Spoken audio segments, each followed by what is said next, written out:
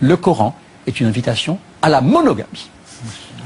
Michel Colomb, vous vouliez ajouter quelque chose? Je suis d'accord sur cette idée qu'il ne faut pas diaboliser systématiquement et que certains ont utilisé un épouvantail.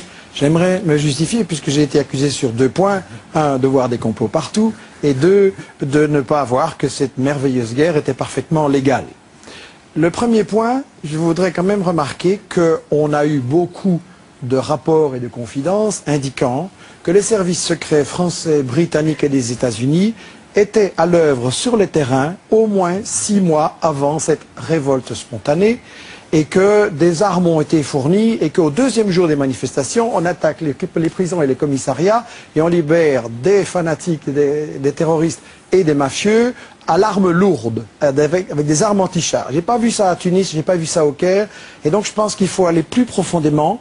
Et sur cette question de théorie du complot, j'aimerais citer quelqu'un qui n'est pas un pacifiste exalté, mais qui est le général Wesley Clark, l'homme qui a dirigé les bombardements sur la Yougoslavie. Et à sa retraite, il va faire un tour au Pentagone. On est là en novembre 2001. Les États-Unis sont en train d'attaquer l'Afghanistan et il va bavarder avec un général avec qui il a travaillé. Et le général lui dit, si vous le permettez, j'ai ici une note venue d'en haut, donc du ministre de la Guerre Rumsfeld, qui décrit comment nous allons prendre 7 pays. L'Irak, la Syrie, le Liban, la Libye, la Somalie, le Soudan et pour finir l'Iran. On est fin 2001.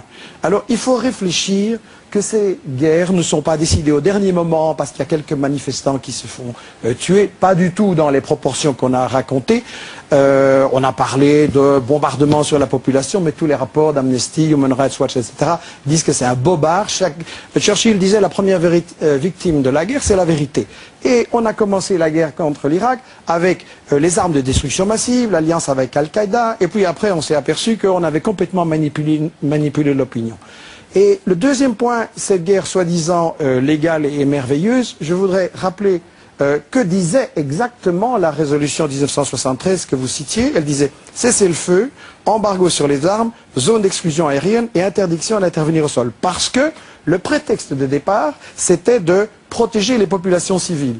Entre parenthèses, on a fait exactement le contraire. On a attaqué pendant 6 mois, on a livré des armes à un camp, on a utilisé l'espace aérien pour ce camp et on a déployé des agents occidentaux sur le terrain.